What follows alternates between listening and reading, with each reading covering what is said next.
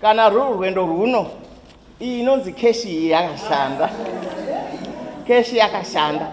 Asi chatiri kufanira kudzidzisa madzimai edu ngechekuti tiite rudo pachezvedu, because zvekeshi zvacho hazvisi zvinozobatsira mudzimai, nekuti iko zvino kwakapwa kunyarara kuti zi pana anyone achiri kuuya kunopa munhu chinhu uchiona kuti ndaipirwa kuti vanhu vapinde muzvigaro zvavo, saka sei wasingachauyi?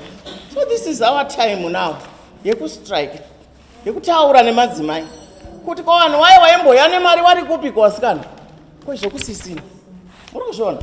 Maybe vanonzwisisa nekuvabatsirawo kuti dai tawana maprojects ekuti wawane zvekubata, wachiitawo wawanewo chekupawo, kungoswerawo tikaswerawo naseneta watinotarisa kuti pawatitengerowo kana kokora zvayo kana bhanzi, handizvo seneta Chinyanga ezve